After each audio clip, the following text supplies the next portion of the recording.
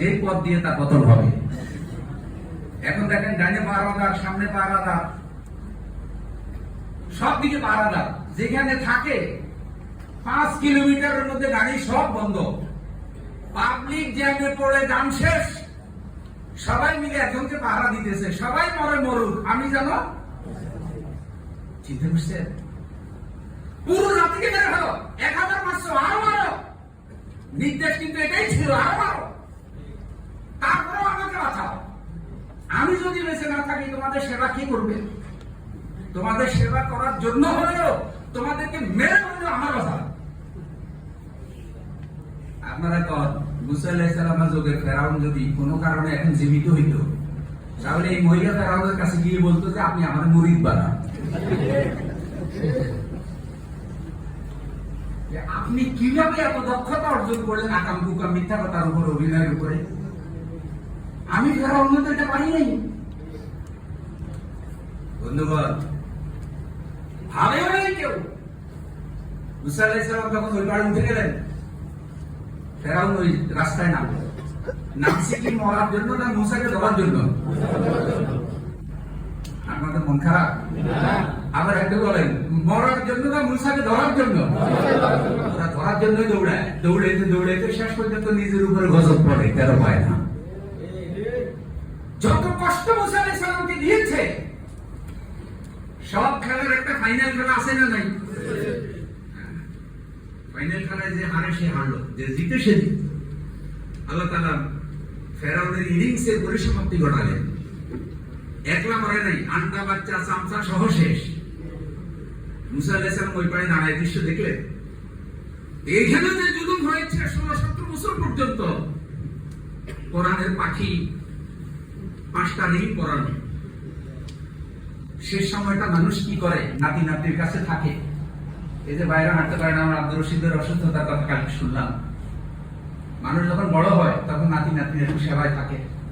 আল্লামা সাঈদুর রহমাতুল্লাহ যখন মারাত্মক অসুস্থ ছিলেন, তাকে আত্মীয় স্বজন থেকে দূরে রাখা হয়েছে।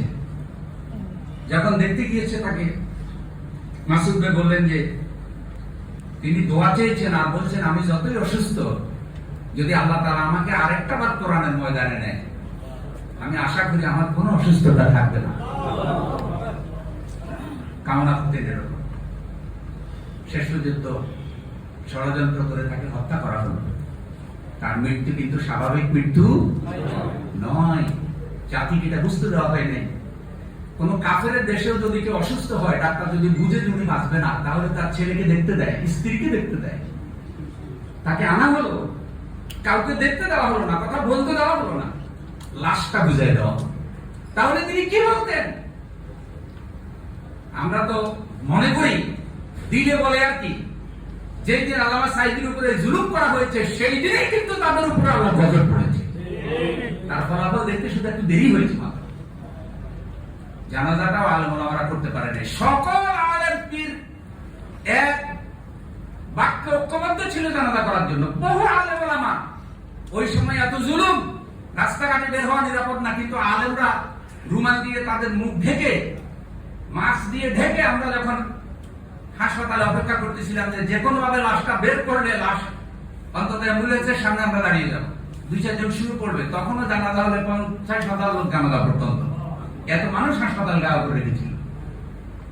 সকল আলেমরা, সকল পীর বুজুর্গরা, যারাই আছে যে খানকার বুজুর্গ, সবাই হাতে, সেই সুযোগ থেকেও তারা বঞ্চিত করেছে।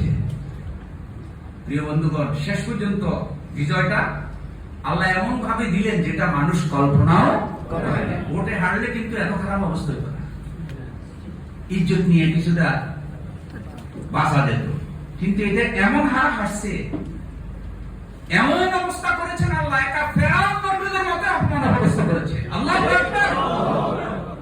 কারো কারো আল্লাহর প্রতি একটু বিশ্বাস হালকা হয়ে গিয়েছিল, যে আল্লাহ কি চোখে দেখে না, এত পাপ করে, ঠাড়া পড়ে না কেন? একজন আমার একটা হুজুর, কত ভালো মানুষের গাল বসে যায়, এই যে মিশা কথা গেল গালে পচা লাগে না কেন? কিন্তু আল্লাহর তো একটা ফয়সালা আছে, সেটা আমরা কেউই জানি না। এখন আমাদের দায়িত্ব কি বন্ধুগণ?